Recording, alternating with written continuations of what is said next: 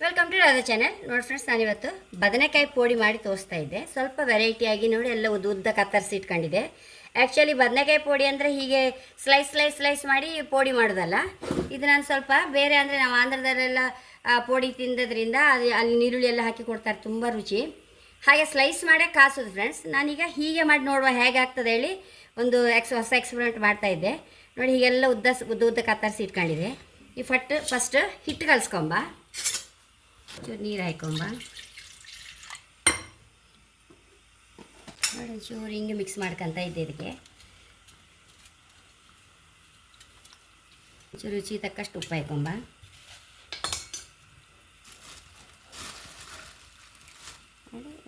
ಚೂರು ಸೋಡಾ ಪುಡಿ ಹಿಟ್ಟು ಹಾಕೊಂತ ಇದ್ದೆ. ಕಲಿಸ್ಕೊಂಡು ಹಾಕಿ ಮಾಡಿ ಕಡಿಮೆ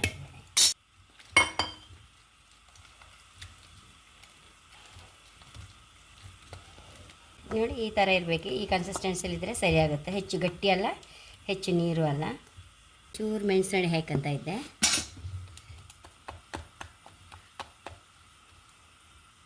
ಫ್ರೆಂಡ್ಸ್, ಬೇಳೆ ಸಣ್ಣ ಕತ್ತರಿಸ್ಕೊಂಡು ಹಾಕಂತ ಇದ್ದೆ. ಫ್ರೆಂಡ್ಸ್, ಎಣ್ಣೆ ಬಿಸಿಯಾಗಿದೆ. ಇದನ್ನೀಗ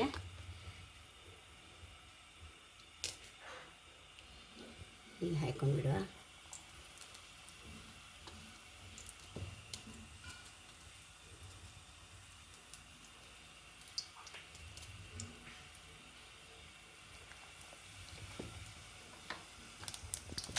ಕಾಲಿದೆ, ತಗೊಂಬ.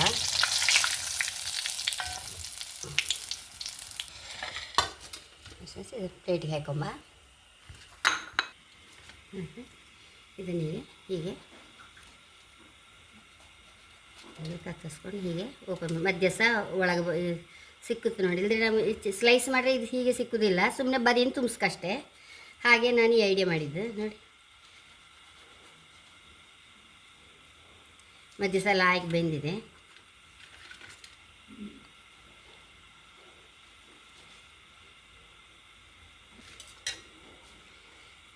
ಅಷ್ಟೊಂಚೂರು ಉಪ್ಪು ಹಚ್ಕೊಂಬ.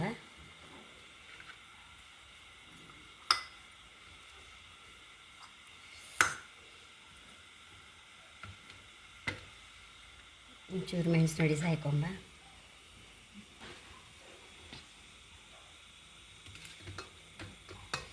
ನಾನು ಚೂರು ಹಸಿಮೆಣಸು ರೋಸ್ಟ್ ಮಾಡಿ ಇಟ್ಕೊಂಡಿದ್ದೆ. ಸಹ ಪರಿಮಳ ಫ್ರೆಂಡ್ಸ್. ಇದು ಖಾರ ಇಲ್ಲ ಹೆಚ್ಚು, ಹಸಿಮೆಣಸು ಪರಿಮಳ ಆಗತ್ತೆ ತುಂಬಿಸಿದ್ರೆ.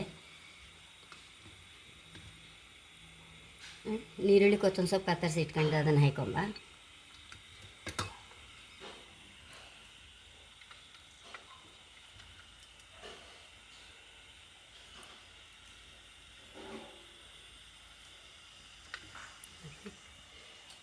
ಲಾಸ್ಟಿಗೆ ಚೂರು ಲಿಂಬೆಹಣ್ಣು ಹಾಕೊಂಡು ಬಿಡುವ.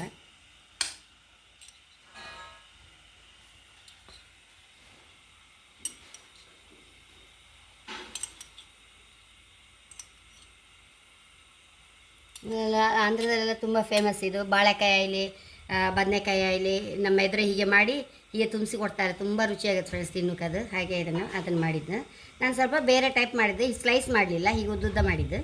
ನೀವು ಫ್ರೆಂಡ್ಸ್, ನಾನು ಇದಕ್ಕೆ ಮೊದಲು ಹಸಿಮೆಣಸು ಇದೊಂದು ಮಾಡಿ ತೋರಿಸಿದೆ ಅಲ್ಲ, ಅದಕ್ಕಿಂತ ಇದು ತುಂಬ ರುಚಿಯಾಗಿದೆ ಫ್ರೆಂಡ್ಸ್. ಎಳೆ ಬದನೆಕಾಯಿ ಸಿಸಿ ಒಂದು ತುಂಬ ಅಂದರೆ ತುಂಬ ರುಚಿಯಾಗಿದೆ.